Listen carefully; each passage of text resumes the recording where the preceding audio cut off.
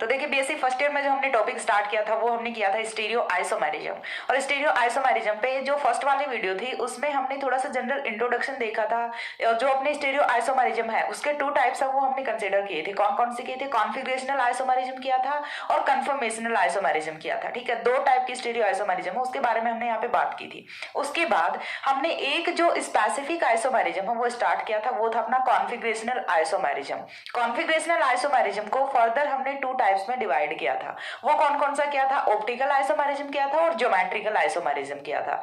Optical isomerism क्या होता है ये पर्टिकुलर हम इस वीडियो में देखने वाले हैं। थोड़ा सा हमने ऑप्टिकल आइसोमेरिज्म के बारे में पहले वाले वीडियो में भी देखा था। वहां पे हमने देखा था कि ऑप्टिकल आइसोमेरिज्म में होता क्या है, यानी कि ऐसी आइसोमेरिज्म या फिर ऐसे आइसोमर्स जो कि ऑप्टिकली मतलब ऑप्टिकली डिफरेंस शो करते हैं। ऑप्टिकली डिफरेंस दैट मींस कि जो प्लेन पोलराइज्ड लाइट के टुवर्ड्स कोई अपना जो बिहेवियर है सिर्फ उसमें डिफरेंस होता है। यानी कि एक आइसोमर यदि प्लेन पोलराइज्ड लाइट को डेक्स्ट्रो रोटेटरी रोटेट कर रहा है तो दूसरा उसको लेवो रोटेटरी रोटेट करेगा। तो ऐसे वाले जो आइसोमर्स है उन्हें हम क्या बोलते हैं? ऑप्टिकल आइसोमर्स बोलते हैं। और ये जो उनका कैरेक्टरिस्टिक प्रॉपर्टी होता है इसे हम क्या बोलते हैं? ऑप्टिकली आइसोमेरिज्म बोलते हैं। ठीक है, तो ऑप्टिकल आइसोमेरिज्म होता क्या है यहां तक का हम कवर कर चुके हैं। अब उसके बाद हमने बोला, मैंने प्रीवियस वीडियो में बताया था कि ऑप्टिकल आइसोमर्स होते हैं वो लाइट के टुवर्ड्स प्लेन पोलराइज्ड लाइट। ठीक है, पीपीएल जो मैंने बताया था, एक चीज कंसिडर की थी हमने, पीपीएल प्लेन पोलराइज्ड लाइट, समतल ध्रुवित जो प्रकाश होता है उसके टुवर्ड्स उसकी तरफ जो इनका बिहेवियर है वो अलग अलग होता है। तो इसके बेसिस पे हमने देखा था कि एक एग्जाम्पल है वो मैंने कंसिडर किया था कि हमने दो आइसोमर्स लिए हैं, एक ए लिया है दूसरा बी लिया है। तो जब हम इन दोनों पे डालते हैं प्लेन पोलराइज्ड लाइट, ठीक है, दोनों पे हमने क्या डालना है? प्लेन पोलराइज्ड लाइट डालना है। तो यहां से जो पास होने वाली लाइट है वो क्या करेगा? सपोज दैट ए है वो इसे डेक्स्ट्रो रोटेटरी रोटेट कर रहा है। ठीक है, डेक्स्ट्रो रोटेटरी को हम डिनोट किससे करते हैं? डी से करते हैं या फिर प्लस से करते हैं। तो दूसरा बी है वो यदि आइसोमर है ए का, ठीक है, बात क्या हो रही है जब ये दोनों आइसोमर्स है तो ये इसे किधर रोटेट करेगा? लेवो रोटेटरी रोटेट करेगा। और एल से हम इसे डिनोट करते हैं या फिर माइनस से हम इसे डिनोट करते हैं। तो जब ऐसी कंडीशन को ये फुलफिल करते हैं then A and B will be optical isomers. A and B will be optical isomers. ठीक है, ऑप्टिकल आइसोमर्स दोनों एक दूसरे के ऑप्टिकल आइसोमर होते हैं। सबसे पहली चीज तो हुई ये कि इनका लाइट के टुवर्ड्स बिहेवियर शो करना है वो नेसेसरी होता है। कम से कम ये लाइट की तरफ कोई ना कोई बिहेवियर तो शो करें, चाहे ये डेक्स्ट्रो रोटेटरी रोटेट करें चाहे ये लेवो रोटेटरी रोटेट करें। Dextrorotatory that means clockwise. ठीक है, डेक्स्ट्रो रोटेटरी का मतलब क्या होता है? क्लॉकवाइज। यहां से आपको समझ आएगा। एंड लेवो रोटेटरी का मतलब क्या होता है? Anti clockwise. ठीक है, और ये एग्जाम्पल है, ये मैंने अच्छे से आपको बता दिया था कि हमने कोई एक प्लेन पोलराइज्ड लाइट लिया था जिसका कोई प्लेन नहीं होता।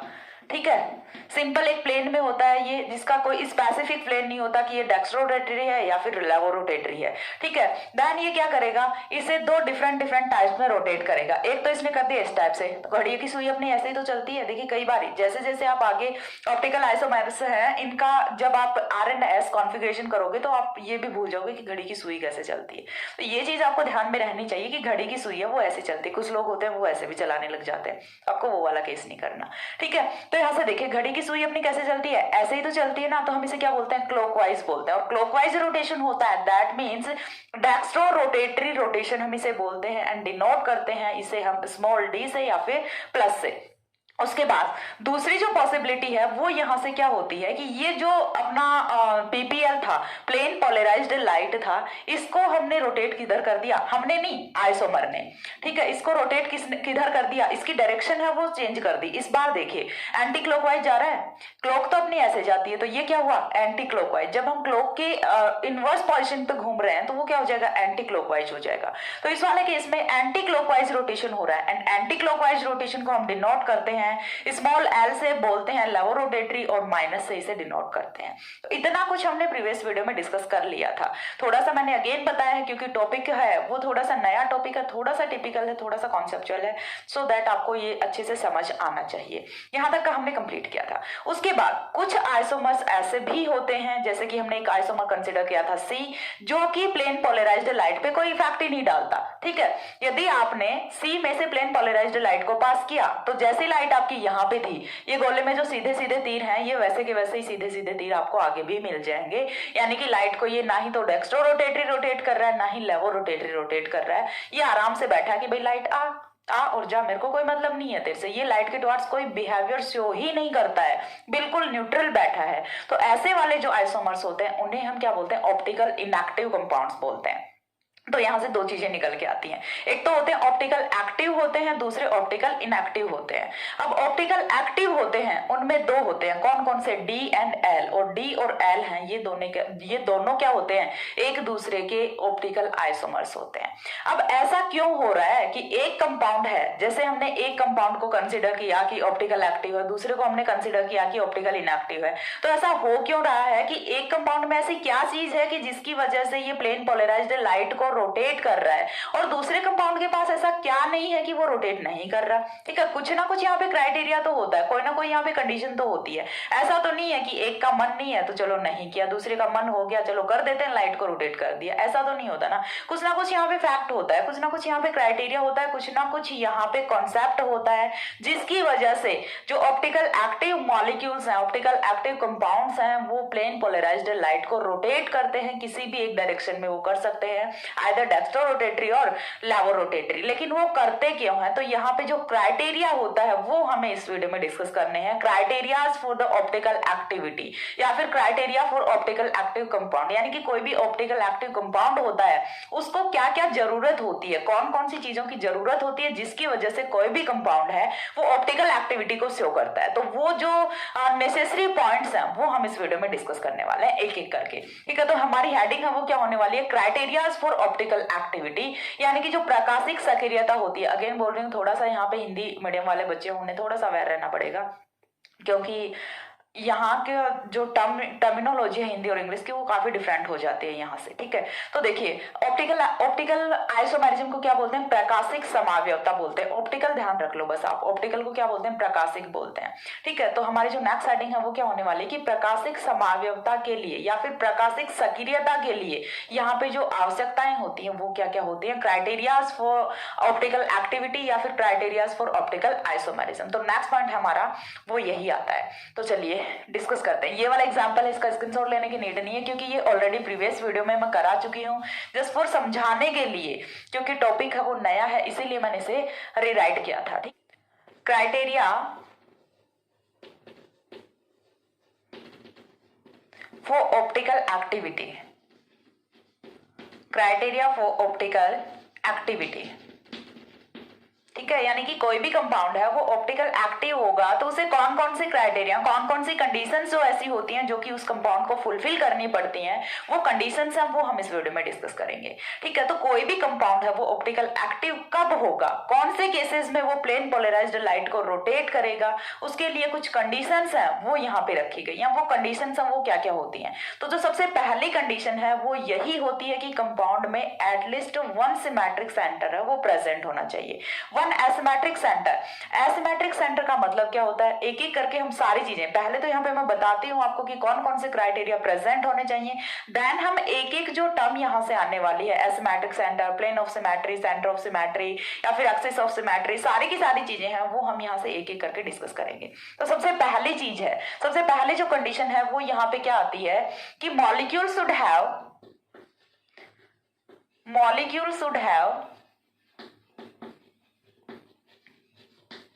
at least one asymmetric center,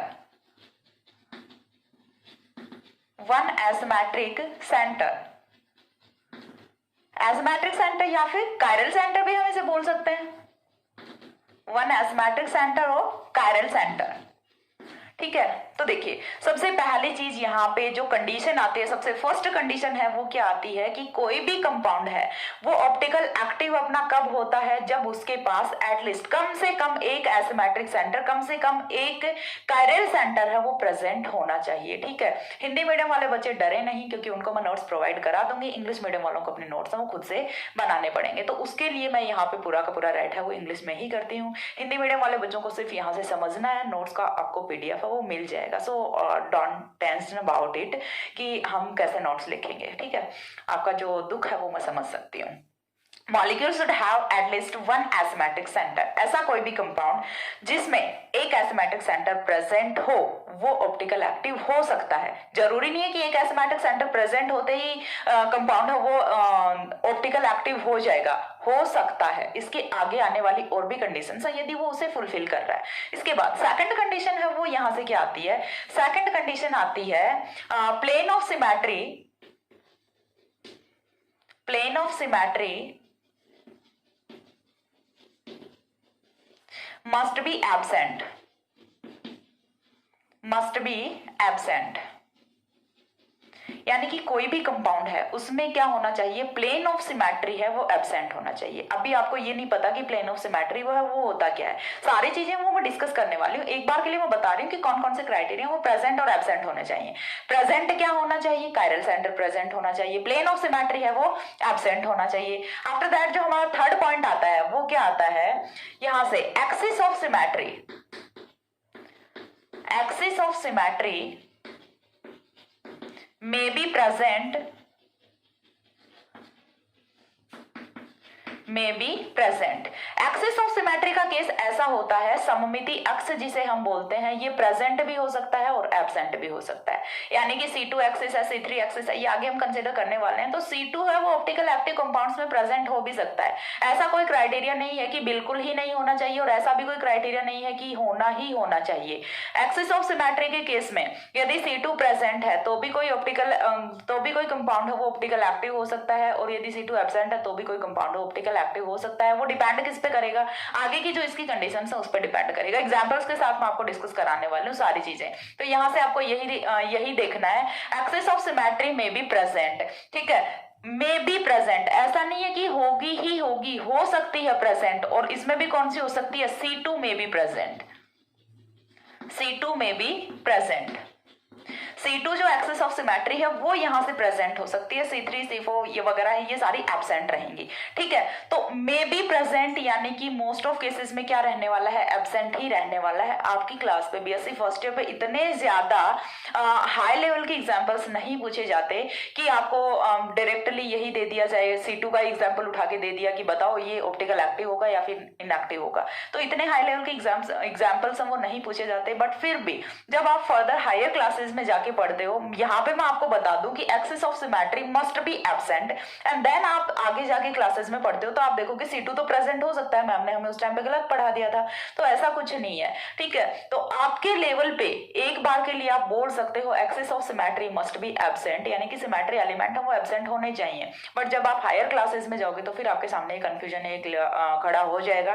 that's why मैं यहीं से आपको क्लियर करके चल रही हूँ, क्योंकि एक बार जो माइंड में चीज बैठ जाती है ना उसे इरेज करना इतना आसान नहीं होता। नए कॉन्सेप्ट को आप सीख सकते हो, कब सीख सकते हो, जब आपका वो पुराना कॉन्सेप्ट है वो आप ऑलरेडी डिलीट कर चुके हो पूरा, वरना तो मैसअप हो जाता है, ठीक है। तो आपको क्या करना है, यहीं से थोड़ा सा माइंड में बिठा के चलना है कि एक्सिस ऑफ सिमेट्री में C2 है वो प्रेजेंट हो सकता है, बाकी एब्सेंट रहेंगे, ठीक है। तो ये चीज यहां से आता है अपना थर्ड पॉइंट। इसके बाद आता है फोर्थ पॉइंट। फोर्थ पॉइंट आता है अपना centre of symmetry, centre of symmetry.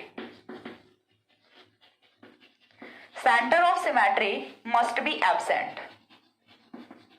must be absent। Centre of symmetry को हम डिनोट करते हैं I से, और जो अपना I है वो यहाँ पे एब्सेंट होना चाहिए। कोई भी मॉलिक्यूल यदि उसे ऑप्टिकल एक्टिविटी शो करनी है तो उसमें सेंटर ऑफ सिमेट्री है वो एब्सेंट होना ही होना चाहिए। आफ्टर दैट आता है अपना मिरर इमेजेस। फिफ्थ पॉइंट है वो आता है मिरर इमेजेस। इसे हम लास्ट में पढ़ रहे हैं, लेकिन ये वाला जो पॉइंट है ये बहुत ही काम का पॉइंट है।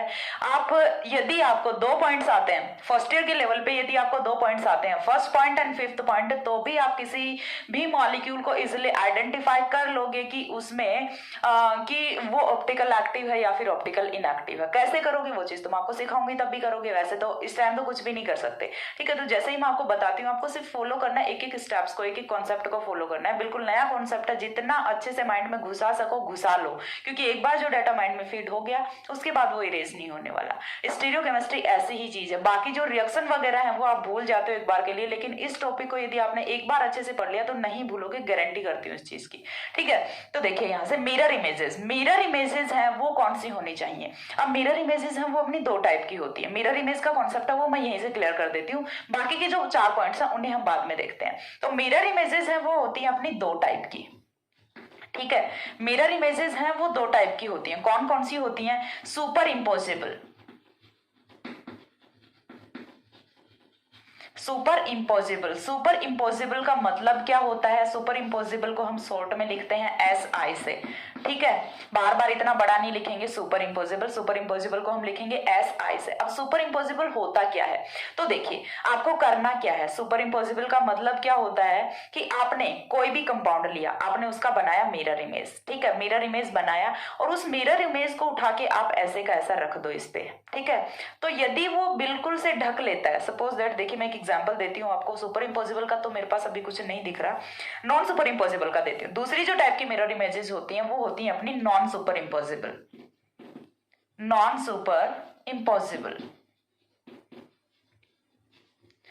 सुपर इम्पोसिबल को हम डिनोट किससे करते हैं? NSI से।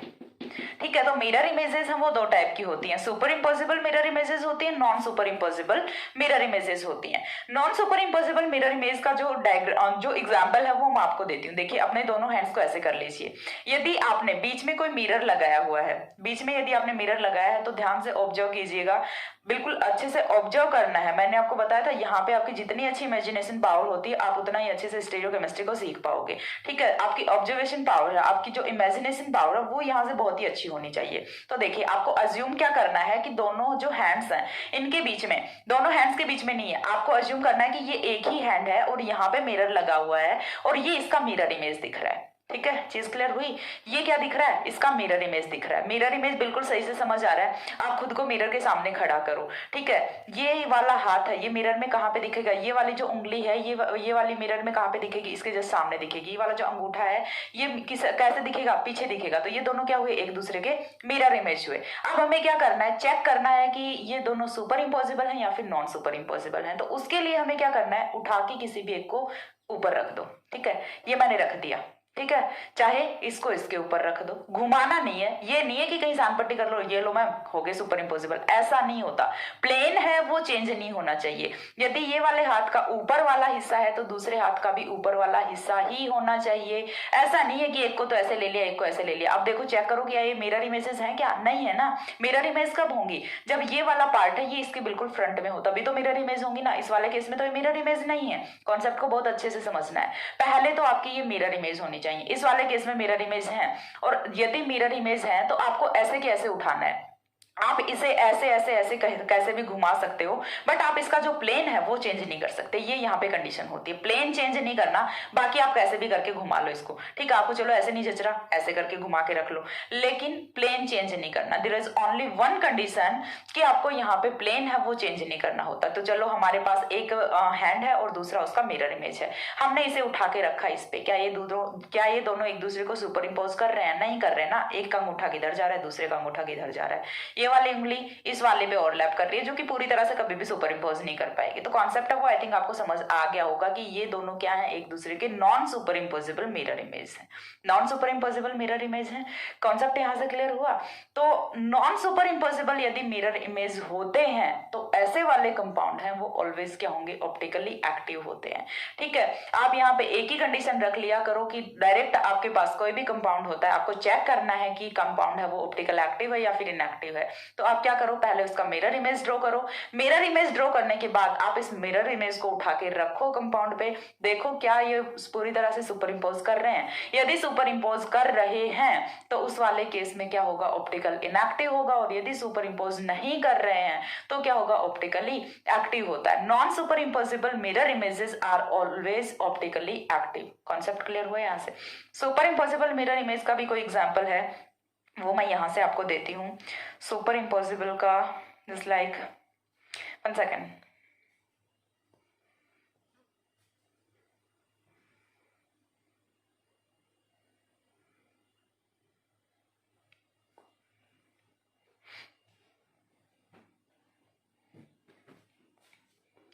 देखिए सुपर इम्पॉसिबल मिरर इमेज के लिए ना हमने ये वाली नोटबुक ली है, ठीक है। तो नोटबुक का आपको करना क्या है, इसे बीच से काट दीजिए, ठीक है। काट दिया, दो हिस्से कर लिए। ये चीज करने में तो माहिर होगे ना, दो दो हिस्से बहुत किए हैं बचपन में सबने, टॉफी के दो हिस्से, ठीक है। तो यहाँ से देखिए हमने इस वाली नोटबुक को ऐसे काटा है, ऐसे ही काटना है जैसे मैंने बताया है। अब जब आपने इस बुक को ऐसे काट दिया और फिर आप इसको उठा के इसके ऊपर रख रहे हो, तो ये दोनों जो पार्ट्स हैं ये एक दूसरे को सुपर इम्पोज करेंगे।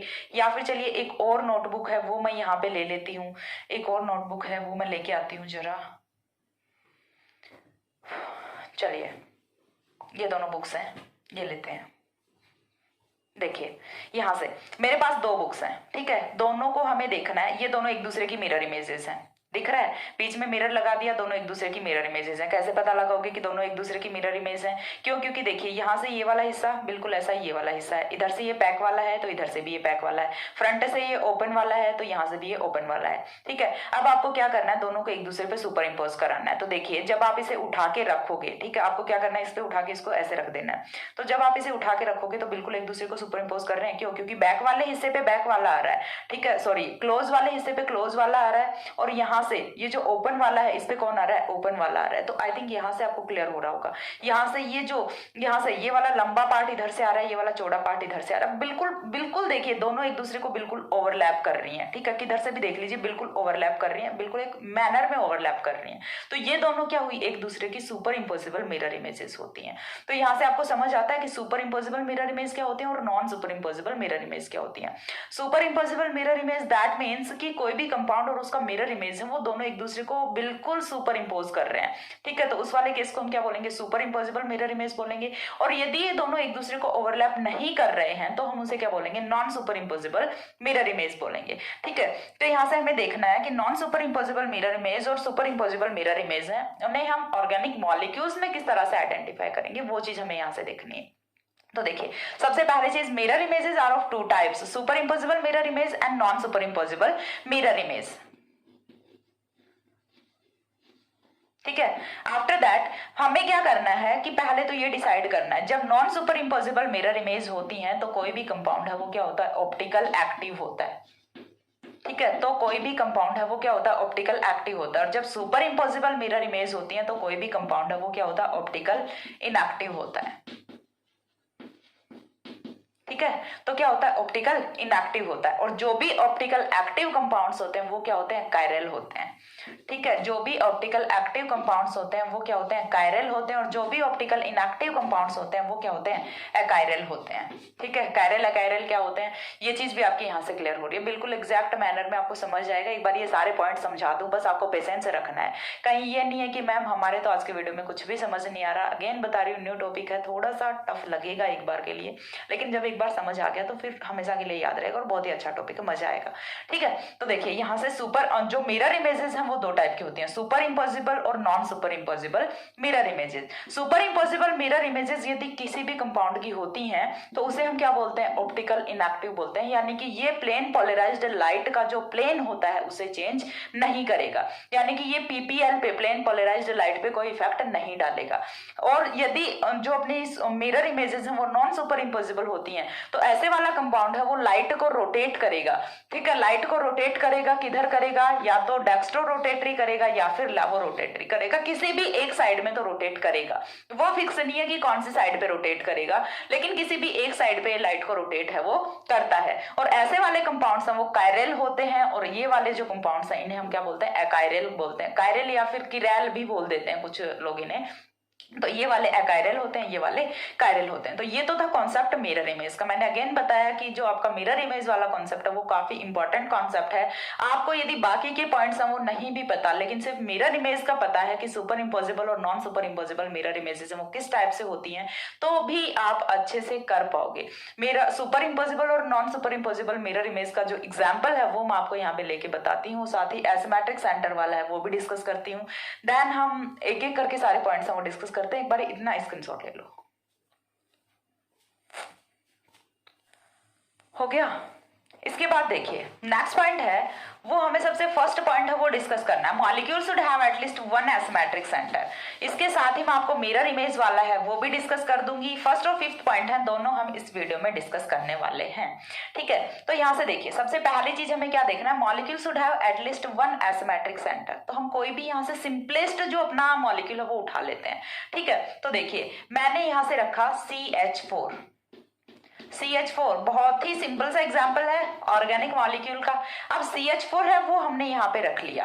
अब CH4 के बाद हम ये जो हाइड्रोजन्स हैं, ठीक है, CH4 पे एक हाइड्रोजन है, इसे तो हमने ऐसे का ऐसा छोड़ दिया, और बाकी के जो 3 हाइड्रोजन्स हैं इनका सब्स्टिट्यूशन कर देते हैं different different type of group से, ठीक है। यानी कि अलग अलग जो ग्रुप हैं वो यहाँ पे जोड़ देते हैं हाइड्रोजन की प्लेस पे, ठीक है। तो यहाँ से देखिए ये वाला C हाइड्रोजन है, एक हाइड्रोजन को हमने ऐसे का ऐसा छोड़ दिया। इसके बाद दूसरे हाइड्रोजन की जगह पे हमने लगा दिया COOH ग्रुप, ठीक है। तीसरे हाइड्रोजन की जगह पे हमने लगा दिया सपोज दैट क्लोरीन लगा दिया, ठीक है। एंड चौथे हाइड्रोजन की जगह पे हमने लगा दिया CS3, ठीक है। डिफरेंट डिफरेंट ग्रुप्स हो गए सारे। अब जब ये डिफरेंट डिफरेंट ग्रुप्स हो गए तो अब देखिए हमें क्या करना है। सबसे पहली चीज यहाँ पे कंडीशंस हैं वो क्या क्या होंगी। पहली चीज तो हमने यहाँ पे कोई एक सिंपल सा एग्जांपल है वो डिराइव किया हुआ है, ठीक है। उसके बाद हम बताएंगे यहाँ पे कि कंडीशंस हैं वो कौन कौन सी होती हैं किसी भी कार्बन का एसिमेट्रिक सेंटर होने के लिए। तो जो सबसे पहली कंडीशन है वो क्या होती है, sp3 hybridised carbon, sp3 hybridised carbon atom. यानी कि कोई भी कार्बन एटम है वो एसिमेट्रिक सेंटर कब होगा या फिर कायरल सेंटर कब होगा, जब वो sp3 हाइब्रिडाइज्ड फॉर्म में है, ठीक है। देखो एक और एग्जांपल है वो मैं यहाँ पे रख देती हूँ। सपोज दैट हमने ले लिया CS2 या फिर CHCS3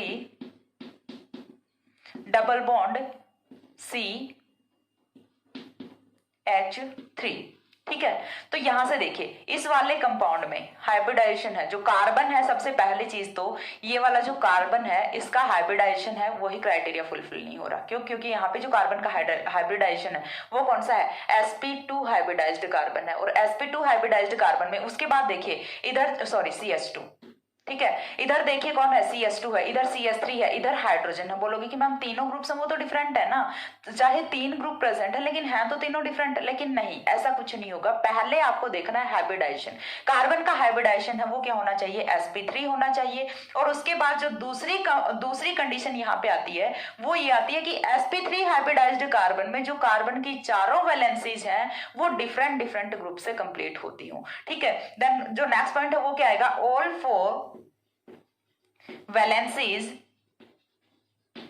of carbon of sp3 hybridized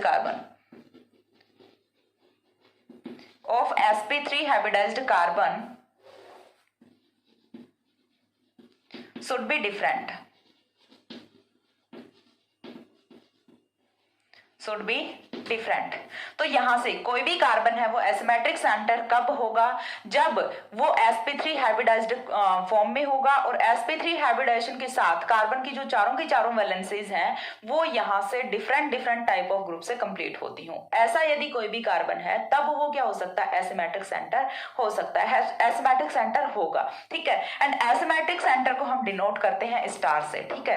asymmetric centre is denoted by,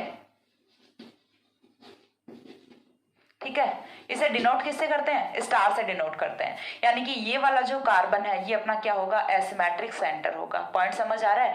sp3 hybridised carbon तो ये भी है, sp3 हाइब्रिडाइज्ड कार्बन तो ये भी है, लेकिन क्या इसके चारों की चारों वैलेंसीज हैं वो सिमिलर लग रही हैं आपको, नहीं लग रही ना। क्यों? क्योंकि सभी पे तो क्या लगा हुआ है, हाइड्रोजन लगा हुआ है, ठीक है। सॉरी डिफरेंट लग रही है, डिफरेंट नहीं है ना, सिमिलर नहीं, सॉरी डिफरेंट। जब चारों वैलेंसीज हैं वो डिफरेंट होते हैं। इस वाले और इस वाले एग्जाम्पल को कंपेयर कर लीजिए, आपको समझ आ जाएगा कि एसिमेट्रिक सेंटर है वो होता क्या है, ठीक है। sp3 हाइब्रिडाइज्ड कार्बन होना चाहिए, sp3 हाइब्रिडाइज्ड कार्बन की कंडीशन को दोनों फुलफिल कर रहे हैं, लेकिन यहाँ पे जो चारों वैलेंसीज हैं वो डिफरेंट है और यहाँ पे जो चारों वैलेंसीज हैं वो सेम है। तो जब डिफरेंट होती हैं तो वो वाला केस है वो अपना क्या होता है, एसिमेट्रिक सेंटर का होता है। तो ये वाला जो कार्बन है इसे हम क्या बोलेंगे, एसिमेट्रिक कार्बन बोलेंगे। इसके बाद हाइब्रिडाइजेशन का कॉन्सेप्ट क्यों इंपॉर्टेंट है, क्योंकि यदि आप इस वाले कार्बन को ऑब्जर्व करोगे तो इसकी तीनों वैलेंसीज हैं उस पर डिफरेंट डिफरेंट ग्रुप्स हैं वो आपको नजर आएंगे। तो नो वैलेंसीज पे ग्रुप्स हैं वो जरूर डिफरेंट है, बट क्या कार्बन है वो sp3 हाइब्रिडाइज्ड फॉर्म में है? नहीं है ना। तो ये वाला एसिमेट्रिक सेंटर कभी भी नहीं हो सकता। तो एसिमेट्रिक सेंटर के लिए दो ही कंडीशंस होती हैं, sp3 hybridisation, sp3 hybridised carbon plus all four valencies of carbon atom should be different. यदि ये दो क्राइटेरिया कोई भी कार्बन एटम फुलफिल कर रहा है, then this kind of carbon atom will be asymmetric centre और कायरल सेंटर। ठीक है, एग्जांपल्स हम वो देखते हैं। सबसे पहली चीज तो हमने एक एग्जांपल है वो यहाँ पे कंसिडर कर लिया, asymmetric centre should be present होगा यहाँ पे।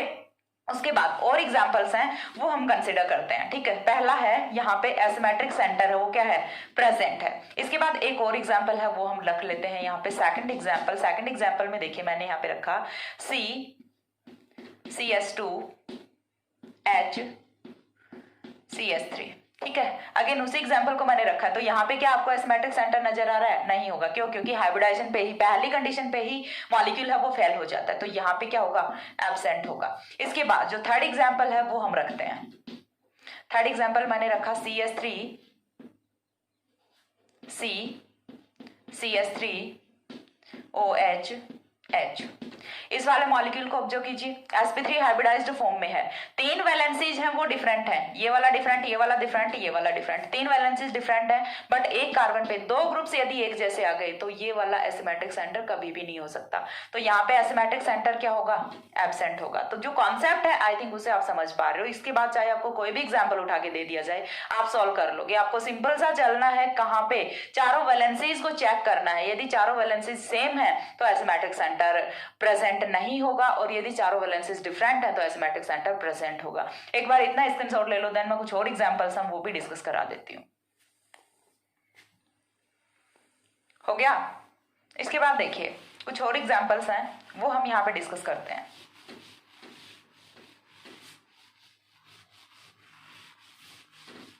ओनली एग्जाम्पल्स देखेंगे, क्योंकि जितने ज्यादा आप नंबर ऑफ एग्जाम्पल्स करते हो आपके कॉन्सेप्ट्स हैं वो उतने ही ज्यादा क्लियर होंगे।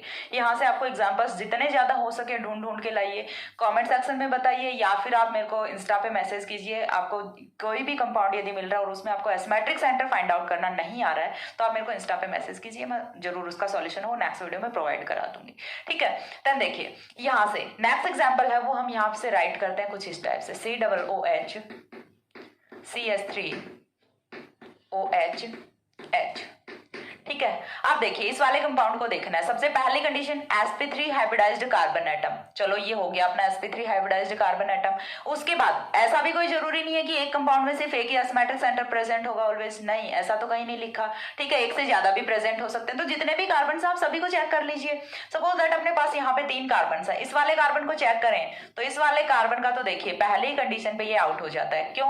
क्योंकि sp2 हाइब्रिडाइज्ड फॉर्म में है। ये वाला कंडीशन चलो, ये वाला कार्बन चलो sp3 हाइब्रिडाइज्ड फॉर्म में है, बट तीनों हाइड्रोजन जुड़े हुए हैं तो दोनों नहीं होंगे। ना ही तो ये वाला एसिमेट्रिक सेंटर होगा, ना ही ये वाला एसिमेट्रिक सेंटर होगा। तो एसिमेट्रिक सेंटर है वो कौन सा होगा? ये वाला कार्बन होगा, यानी कि कंपाउंड में एसिमेट्रिक सेंटर है वो क्या है? प्रेजेंट है। उसके बाद जो नेक्स्ट एग्जांपल है वो हम देख लेते हैं यहां से कुछ इस टाइप से, ये वाला एग्जांपल थोड़ा सा डिफरेंट एग्जांपल है।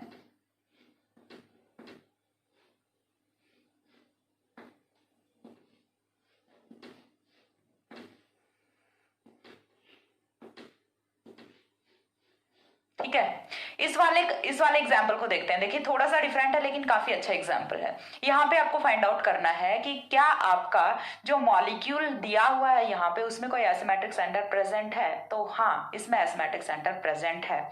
यहाँ से बोलोगे कि मैम यहाँ पे भी कार्बन लगा हुआ है, यहाँ पे भी कार्बन लगा हुआ है, यहाँ पे भी कार्बन लगा हुआ है और यहाँ पे भी कार्बन लगा हुआ है। तो बोलोगे मैम चारों जगह पे तो कार्बन लगा हुआ है, फिर ये एसिमेट्रिक सेंटर कैसे हो सकता है?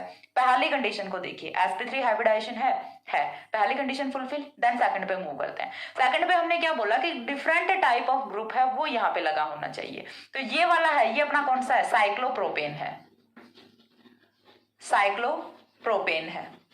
ये वाला साइक्लोब्यूटेन है, साइक्लोपेंटेन है और साइक्लोहेक्सेन है। तो चारों ग्रुप्स हैं वो डिफरेंट है। भले ही कार्बन के साथ चारों के चारों कार्बन जुड़े हुए हैं, लेकिन कार्बन जो पूरा ग्रुप फॉर्म कर रहे हैं वो ग्रुप तो यहाँ से डिफरेंट है। ये वाला साइक्लोप्रोपेन है, ये वाला साइक्लोपेंटेन, साइक्लोब्यूटेन, साइक्लोहेक्सेन, चारों के चारों ग्रुप्स हैं वो डिफरेंट होते हैं। तो ये वाला जो कार्बन है ये कौन सा होगा? एसिमेट्रिक सेंटर होगा। और यहाँ पे टोटली हम बोल सकते हैं कि कंपाउंड में एसिमेट्रिक सेंटर है वो प्रेजेंट होगा। तो इस टाइप के एग्जांपल्स हम वो आपको लेके आने हैं। उसके बाद एक और एग्जांपल है वो हम यहां से देखते हैं, COOH, COOH, then OH, H, OH, H। ठीक है, हमारे पास नेक्स्ट एग्जांपल है वो हमने रखा है इस बारी कुछ इस टाइप से। तो यहाँ पे आपको फाइंड आउट करना है कि क्या एसिमेट्रिक सेंटर प्रेजेंट हैं, और हैं तो कितने एसिमेट्रिक सेंटर हैं। तो सबसे पहली चीज, एसिमेट्रिक सेंटर कौन होगा? कार्बन होगा। तो पहले हमें देखना है नंबर ऑफ कार्बन वो कितना है। तो यहाँ से अपने पास नंबर ऑफ कार्बन 1 2 3 4 कार्बन हो गए। सबसे पहले 1 वाले को चेक कर लेते हैं। 1 वाला COOH ग्रुप है, that means sp2 hybridised form में है, तो ये पहले ही कंडीशन पे फेल हो जाता है, ये एसिमेट्रिक सेंटर नहीं होगा। 4 वाला भी सिमिलर केस है, ये भी एसिमेट्रिक सेंटर नहीं होगा। ठीक है, अब इसके बाद देखिए कार्बन नंबर अपने पास बचते हैं 2 और 3। तो 2 और 3 जो कार्बन नंबर है इन्हें हमें चेक करना पड़ेगा फर्दर कि क्या ये एसिमेट्रिक सेंटर है या फिर नहीं है। तो यहां से देखिए सबसे पहली कंडीशन हाइड्रोजन है, दूसरा हाइड्रोक्सिल है, तो 2 ग्रुप वो डिफरेंट हो गए। ठीक है, तीसरा अपने पास कौन सा है? कार्बोक्सिलिक ग्रुप है। 3 ग्रुप यहाँ से डिफरेंट हो चुके हैं। बट यदि किसी के माइंड में ऐसा क्वेश्चन आता है कि यहाँ पे कार्बन है और यहाँ पे भी कार्बन है, तो चलिए चेक कर लेते हैं। ये वाला कार्बन फॉर्मेशन कर रहा है कार्बोक्सिलिक ग्रुप की, और इसके लिए इस वाले कार्बन के लिए ये पूरा का पूरा ग्रुप है वो एक सब्स्टिट्यूएंट की तरह से रहेगा, एक प्रतिस्थापी समूह की तरह से रहेगा। ठीक है, तो इसके लिए ये पूरा एक ग्रुप है, इसे हम सपोज दैट R कंसीडर कर लेते हैं। तो इस वाले कार्बन के लिए ये R है, तो एक तो R है, दूसरा हाइड्रोक्सिल है, तीसरा हाइड्रोजन और चौथा कार्बोक्सिलिक ग्रुप है। तो ये वाला जो कार्बन नंबर 2 है ये कौन सा होगा? एसिमेट्रिक सेंटर होगा, एसिमेट्रिक कार्बन ये होगा। उसके बाद मूव करते हैं हम कार्बन नंबर 3 पे। तो कार्बन नंबर 3 की यदि बात करें तो सिमिलर केस, हाइड्रोजन है, हाइड्रोक्सिल है, कार्बोक्सिलिक है, 3 ग्रुप्स हैं वो डिफरेंट है। 3 ग्रुप्स डिफरेंट होने के बाद जो चौथा ग्रुप अपना आता है वो देखिए, जिस टाइप से हमने बोला कि कार्बन नंबर 2 के लिए नीचे वाला R है, तो उसी टाइप से कार्बन नंबर 3 के लिए ये वाला जो ग्रुप है ये क्या होगा? R होगा।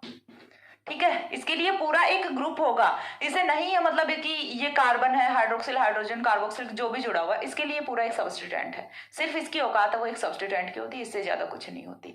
तो इसके लिए ये R है, तो ये वाला जो कार्बन है ये भी क्या होगा? एसिमेट्रिक सेंटर होगा। तो इस वाले कंपाउंड में total number of asymmetric centre है वो कितना हो जाता है? 2 एसिमेट्रिक सेंटर है वो प्रेजेंट है। ठीक है, 2 एसिमेट्रिक सेंटर प्रेजेंट। तो इस टाइप से आप डिफरेंट एग्जांपल्स हैं वो यहाँ पे देख लेते हैं। नेक्स्ट एग्जांपल है वो मैं आपको बहुत ही सिंपल सा, बहुत ही अच्छा कंपाउंड जो कि हम सब लोग यूज करते हैं, ग्लूकोज का लेके बता देती हूँ। ग्लूकोज का देखिए CHO, COHH, COHH, क्योंकि अगेन मैंने बोला है कि आपको भले ही करना बोरिंग लगे, लेकिन जितना नंबर ऑफ एग्जांपल्स आप सॉल्व करोगे उतना ही आपका जो कॉन्सेप्ट है वो बिल्ड होगा और उतना ही आप अच्छे से परफॉर्म कर पाओगे एसिमेट्रिक सेंटर को फाइंड आउट करने में। तो सबसे पहली चीज नंबर ऑफ कार्बन है वो काउंट कर लेते हैं। Number of carbon 1 2 3 4 5 and 6 carbon है, तो 6 के 6 जरूरी थोड़े ना है कि एक कंपाउंड में एक कार्बन यदि एसिमेट्रिक सेंटर है तो सारे ही एसिमेट्रिक सेंटर हो, ऐसा तो कभी जरूरी नहीं होता। तो हमें फाइंड आउट करना है कि कौन से एसिमेट्रिक सेंटर हैं और कौन से एसिमेट्रिक सेंटर नहीं है। तो सबसे पहले मूव करते हैं कार्बन नंबर 1 पे। कार्बन नंबर 1 की यदि बात करें तो एल्डिहाइडिक कार्बन यानी कि कार्बोनिल ग्रुप है, और कार्बोनिल ग्रुप है तो sp2 हाइब्रिडाइज्ड फॉर्म में sp2 hybridised carbon never will be asymmetric centre. पहला कार्बन फेल। आते हैं 6th नंबर कार्बन पे। 6th नंबर कार्बन की यदि बात करें तो यहां से देखिए OH हो गया, H हो गया, H हो गया। बोलोगे कि मैम sp3 हाइब्रिडाइजेशन है, ये वाला ग्रुप डिफरेंट, ये वाला ग्रुप डिफरेंट, ये वाला ग्रुप डिफरेंट, बट 4th पे आके फिर से काम बिगड़ जाता है कि 2 ग्रुप्स हैं वो सेम हो जाते हैं, तो ये वाला भी एसिमेट्रिक सेंटर नहीं होगा। 2 कार्बन हैं वो बाहर हो गए। उसके बाद मूव करते हैं कार्बन नंबर 2 3 4 5 पे। अब इसके बाद देखिए कार्बन नंबर 2 की यदि बात करें तो इसके लिए देखिए सबसे पहला CHO जुड़ा हुआ है, हाइड्रोक्सिल जुड़ा हुआ है, हाइड्रोजन जुड़ा हुआ है, और इसके लिए ये पूरे नीचे वाला ग्रुप है ये क्या होगा? R होगा। चीज समझ आ रही है जो मैं बताना चाह रही हूँ। इसके लिए जो पूरा ग्रुप है ये क्या होगा, आर होगा, यानी कि चारों के चारों ग्रुप्स हैं वो डिफरेंट हैं, तो ये वाला क्या होगा, एसिमेट्रिक सेंटर होगा। सिमिलर वे में हाइड्रोक्सिल हाइड्रोजन, ऊपर क्या है CH CHO है और नीचे CHOH CH2OH है, डिफरेंट है, ये वाला भी एसिमेट्रिक सेंटर होगा। सिमिलर ही ये भी एसिमेट्रिक सेंटर होगा और ये भी एसिमेट्रिक सेंटर होगा। तो कार्बन नंबर 2, 3, 4 एंड 5 हैं, ये 4 एसिमेट्रिक सेंटर हैं वो ग्लूकोज के स्ट्रक्चर में प्रेजेंट होते हैं। कार्बन नंबर 1 और 6 हैं वो एसिमेट्रिक सेंटर नहीं होते। तो इस टाइप से आप कोई भी डिफरेंट एग्जांपल्स रख के और एसिमेट्रिक सेंटर हैं वो फाइंड आउट कर सकते हैं। मेरे पास कुछ एग्जांपल्स थे जो कि मैंने डिस्कस करा दिए। बाकी बीएससी के लेवल पे, ठीक है, यदि आप एमएससी वाले स्टूडेंट्स हैं वो इस वीडियो को देख रहे हैं तो उनके लिए नंबर ऑफ एग्जांपल्स कम रहेगा, और जो बीएससी वाले हैं, बीएससी फर्स्ट ईयर वाले जो स्टूडेंट्स हैं उनके लिए number of examples asymmetric centre का एक्सप्लेनेशन है वो मोर देन इनफ है। मैंने बिल्कुल जो स्टैंडर्ड वाला एक्सप्लेनेशन है वो दिया है यहाँ पे, साथ ही सिलेबस को भी ध्यान में रख के। तो बस आपको ट्राई करना है, गिव अप नहीं करना है, क्योंकि stereochemistry is one of the important topic of organic chemistry. ये चीज मैंने बार बार बोली है, यदि आप ये टॉपिक कर लेते हो तो आपको ऑर्गेनिक में कहीं कोई प्रॉब्लम नहीं आने वाली, और यहाँ पे आपका इमेजिनेशन पावर है वो बहुत अच्छा होना चाहिए, ठीक है। तो इसी के साथ हमने जो 5 क्राइटेरिया लिखे थे कोई भी कंपाउंड का ऑप्टिकल एक्टिव होने के लिए, जो 5 कंडीशंस फुलफिल करनी होती हैं, उनमें से एक कंडीशन है वो डिस्कस की है कि एसिमेट्रिक सेंटर है वो किसी भी कंपाउंड को में प्रेजेंट होना चाहिए यदि उसे ऑप्टिकल एक्टिव होना है, यदि उसे प्लेन पोलराइज्ड लाइट को रोटेट करना है। साथ ही उसे ऑप्टिकल एक्टिव होने के लिए एसिमेट्रिक सेंटर प्रेजेंट होना चाहिए, और फिर हमने वो चीज भी डिस्कस किया कि एसिमेट्रिक सेंटर क्या होता है, और एग्जांपल्स भी देखे हैं कि एसिमेट्रिक सेंटर कैसे प्रेजेंट होता है। तो ये था अपना एक पॉइंट का एक्सप्लेनेशन। नेक्स्ट जो वीडियो होगी उसमें मैं जो प्लेन ऑफ सिमेट्री है या फिर axis of symmetry, centre of symmetry, सभी का एक्सप्लेनेशन धीरे धीरे करके एक एक में हम कर लेंगे। आज के लिए इतना ही था। साथ ही एक और चीज, यहाँ पे ये वाला जो टॉपिक है इसमें जो मैं बोलती हूँ वो चीजें इंपॉर्टेंट है, इतनी ज्यादा बोर्ड पे जो मैं लिखती हूँ वो चीजें इंपॉर्टेंट नहीं है, क्योंकि आपको बुक में सारा सब कुछ लिखा हुआ मिल जाएगा। बुक का PDF है वो मैं प्रोवाइड करा दूंगी, लेकिन बुक पढ़ने से समझ नहीं आएगा। जो मैं चीज यहाँ पे एक्सप्लेन कर रही हूँ, जो चीज मैं यहाँ पे बोल रही हूँ, वो चीज समझनी ज्यादा जरूरी है। तो आज के लिए इतना ही। बाकी जो नेक्स्ट जो अपना क्राइटेरिया है, नेक्स्ट जो पॉइंट है, प्लेन ऑफ सिमेट्री या फिर एक्सिस ऑफ सिमेट्री में से कोई भी एक है वो मैं नेक्स्ट वीडियो में एक्सप्लेन करूंगी। तब तक के लिए सी या, have a good day, thanks for watching.